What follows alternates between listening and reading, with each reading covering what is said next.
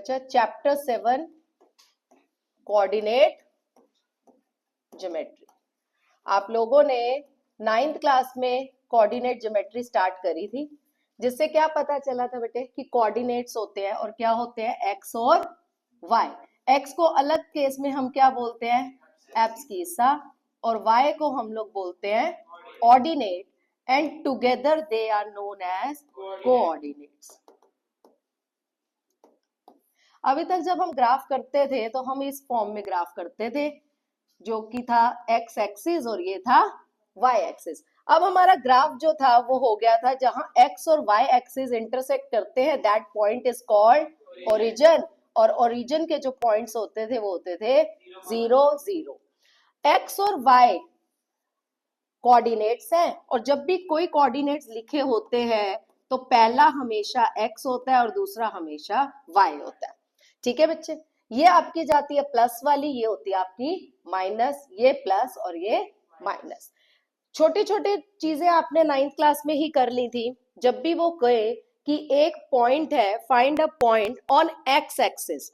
जब भी कोई पॉइंट एक्स एक्सिस पर होगा, क्योंकि ये एक्स एक्सिस है, नॉर्मली कोई भी पॉइंट है, ये पॉइंट है तो आप उसको चेक करते थे, ये ए पॉइंट है, ये जहां नीचे आ रहा है ये एक्स हो गया, और जहां यहां जा रहा है ये वाई हो गया। बट उन्होंने आपको नॉर्मली बोला है कि एक पॉइंट है जो एक्स एक्सिस पर है। ठीक है, बताइए एक्स एक्सिस पर है, और find a point on X axis which is 5 units away on all, जिसका एक कोऑर्डिनेट 5 यूनिट्स है। जब भी बात आपको वो स्टार्टिंग करेंगे find a point on X axis, जो मेन पॉइंट बताना है वो ये है, जब find a point on X axis होगा तो एक्स एक्स हो जाएगा, वाई 0 हो जाएगा। तो जो पॉइंट दिया हुआ है वो एक्स है और वाई हमारा 0 है, और जब वो आपको बोलेंगे find a point on Y axis तो वाई वाई रहेगा और एक्स 0 हो जाएगा। तो पॉइंट हमेशा उल्टे में आएगा, find a point on X axis Y 0, find a point on Y axis X 0। ठीक है, अब इस वाले चैप्टर में आपकी प्लॉटिंग नहीं है, कुछ भी नहीं है। अब दो चीजें आपकी इसमें, पहली चीज आपकी आ गई डिस्टेंस फॉर्मूला। ये हमेशा होता है किसी की भी लेंथ फाइंड करने के लिए। हमें जैसे उन्होंने अभी तक नॉर्मली दिया था पुरानी क्लासेस में, 9th क्लास में हमें उन्होंने बोला कि एक पॉइंट प्लॉट कर दो, हमने प्लॉट कर दिया जी, एक 2 और 4 है, और एक उन्होंने हमें बोल दिया -2 और सपोज -5। तो हमने कहा ये 2 और 4 है, यहां से आ गया 2, ये हो गया 4 जी, एक पॉइंट ये रहा। एक दे दिया -2, ये रहा -2, हो गया जी -5, एक पॉइंट ये रहा। अब उन्होंने बोल दिया ये दोनों पॉइंट के बीच का डिस्टेंस निकालो। अब भाई डिस्टेंस है इन दोनों पॉइंट के बीच का निकालना है, तो हम अप्लाई करेंगे डिस्टेंस फॉर्मूला। और डिस्टेंस फॉर्मूला हमारा होता है, जो भी डिस्टेंस फॉर्मूला आपने ए और बी के बीच का डिस्टेंस निकालना है, तो डिस्टेंस फॉर्मूला हो गया, देखो अब ये ए है तो ये ए का x1 और ये y1, और ये b है तो ये हो गया x2 और y2। तो पहले हो गया x2 में से x1 minus whole square plus y2 में से y1 का माइनस होल स्क्वायर, ये आपका डिस्टेंस फॉर्मूला है। ठीक है, किसी भी केस में आपने करना है तो डिस्टेंस फॉर्मूला आपका ये जाएगा, x2 minus x1 whole square plus y2 minus y1 का होल स्क्वायर। जरूरी नहीं है कि ये जो है आपका एग्जैक्ट आंसर है भाई, यूनिट है 2 सेंटीमीटर 5 सेंटीमीटर, नहीं, ये आपकी रूट में भी आ सकती है, 2√2 समथिंग जो भी है। अब अगर आपका कोई भी रूट में सपोज ऐसा आ रहा है, तो आपने उसको ऐसे में कभी नहीं छोड़ना। आपको पता है कि भाई 72 है तो मैं इसका क्या ले लूं, फैक्टर्स निकाल ले, एलसीएम करें, ये आपने करा,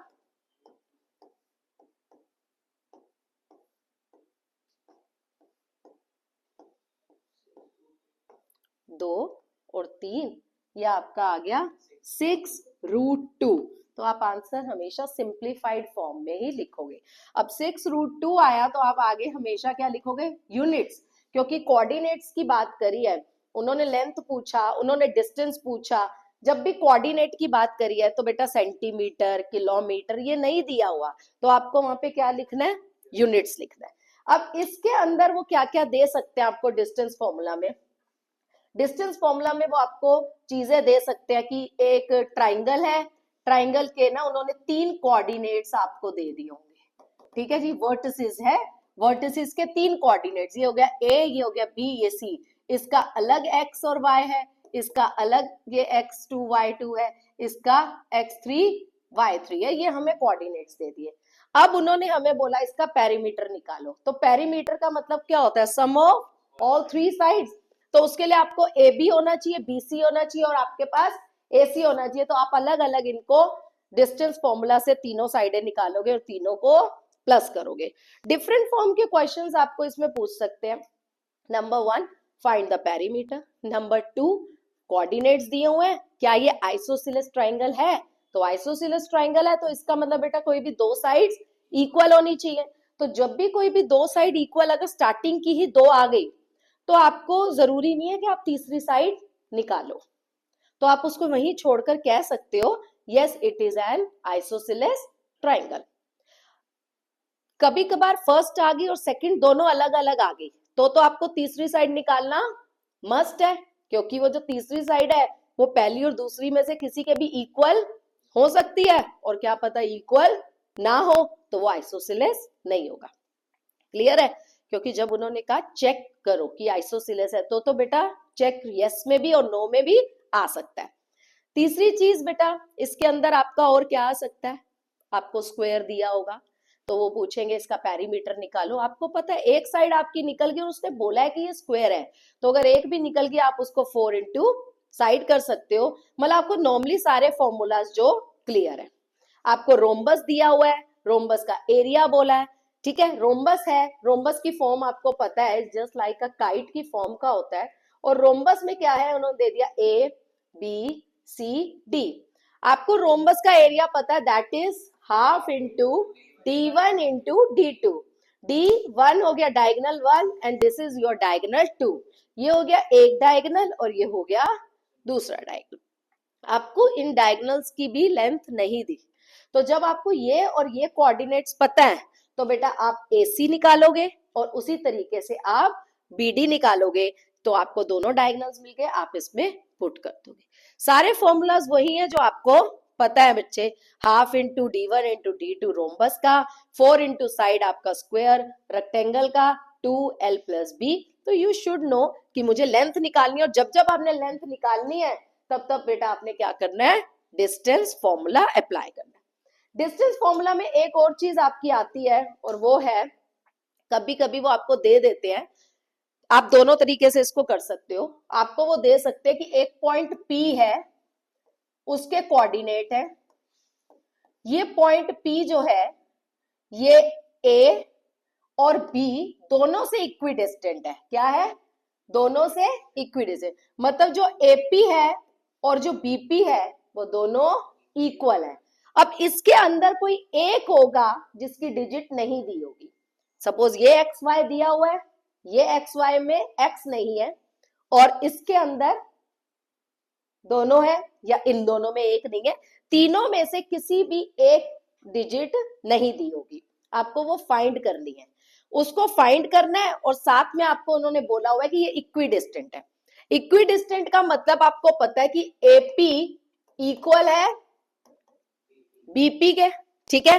तो AP का distance formula is equals to BP के डिस्टेंस के इक्वल है। Distance between AP is equals to distance between BP। तो बेटा आप इसका फॉर्मूला जो भी लिखोगे, ठीक, कई बार टीचर्स कहते हैं, नॉर्मली भी कहा जाता है, आप AP का स्क्वायर इक्वल्स टू BP का स्क्वायर कर दो। तो जब आप इसको फॉर्मूला रूट लगाओ ही मत। वो रूट ना लगाने का कारण क्या होता है, जब आप इसके अंदर ये माइनस अपना फॉर्मूला पुट करते हो तो अल्टीमेटली आपको पता है जब आप इसको स्क्वेयरिंग करते हो बेटा, तो स्क्वेयरिंग और रूट क्या हो जाता है? कट जाता है। एज यू नो कि √2 का जब स्क्वायर हम करते हैं तो ये दोनों कैंसिल होके क्या हो गया? खाली 2। तो आप वहां पर ऐसे भी शो कर सकते हो और आप वहां पर सीधा AP का स्क्वायर इक्वल्स टू BP का स्क्वायर लिखकर, ये लिखने की जरूरत है ही नहीं, सीधा क्या कर सकते हो, इसके बाद अगर आप स्क्वेयरिंग करते हो तो आप सीधा ही क्या कर सकते हो?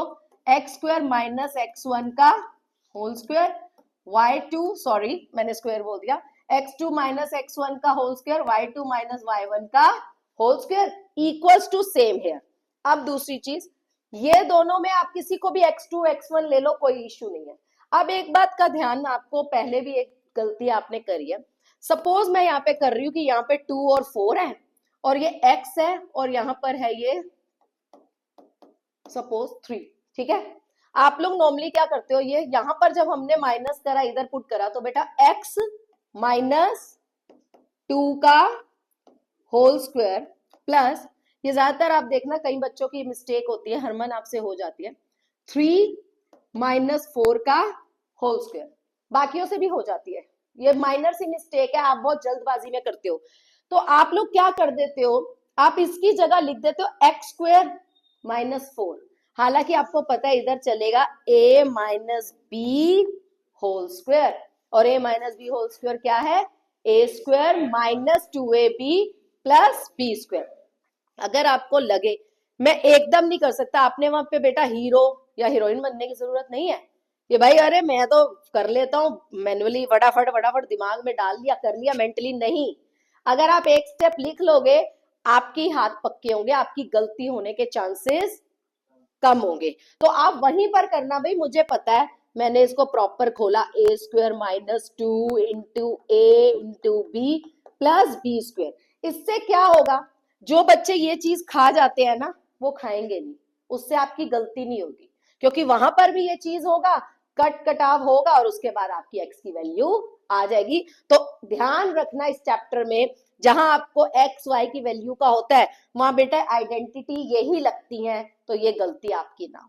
और जरूरी नहीं है, क्योंकि कई बार बेटा ये माइनस हो सकता है, ये माइनस होगा तो ये क्या हो जाएगा, एक्स माइनस माइनस 2, तो ये आपका आ जाएगा एक्स प्लस 2 का होल स्क्वायर। तो डिस्टेंस फॉर्मूला में ज्यादातर इसके साथ ये गलती हो सकती है, क्योंकि वहां माइनस में कोऑर्डिनेट होगा कोई, तो आप माइनस माइनस को प्लस करना भूल सकते हो, वहां पर कोई नहीं होगा कि एकदम से चेकिंग होगी, वहां गलती होगी, तो इसलिए चेक करो साथ साथ। और आप हर केस में अपने चेकर खुद हो, प्रॉपरली अपने फिंगर्स का यूज अच्छे से कि मैंने ठीक रकम उतारी है कि नहीं, ठीक, ये गलतियां आपकी हो सकती है, ठीक है बेटा, क्लियर। सेकंड चीज आपकी आ गई है बेटा, उसको हम कहेंगे सेक्शन फॉर्मूला।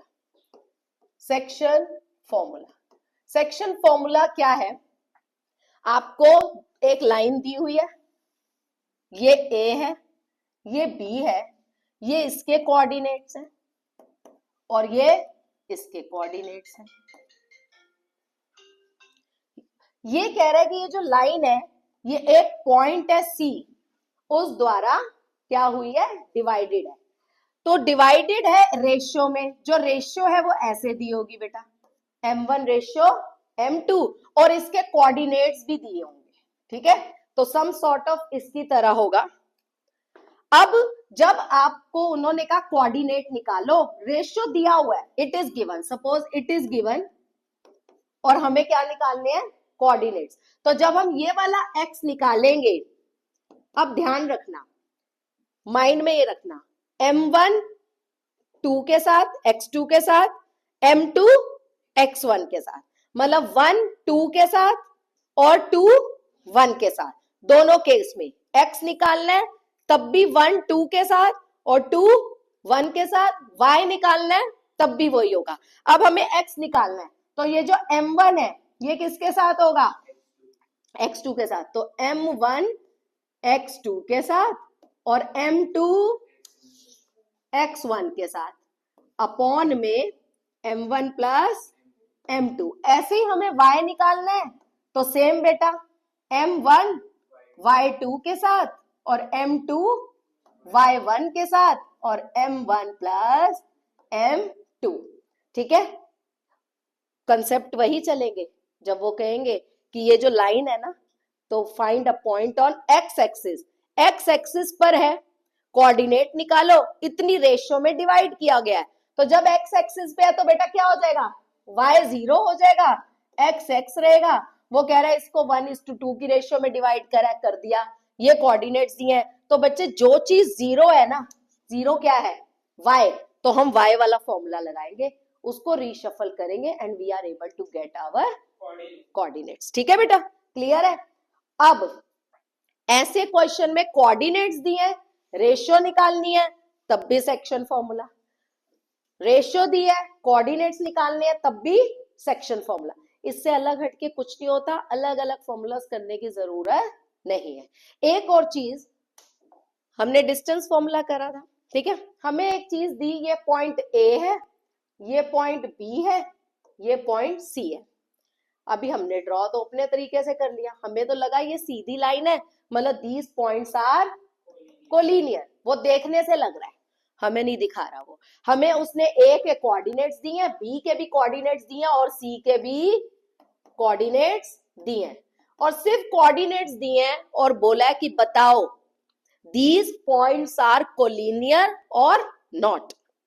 तो कोलिनियर कब होंगे बेटा, जब ए बी और बी सी का प्लस ए सी के बराबर आएगा।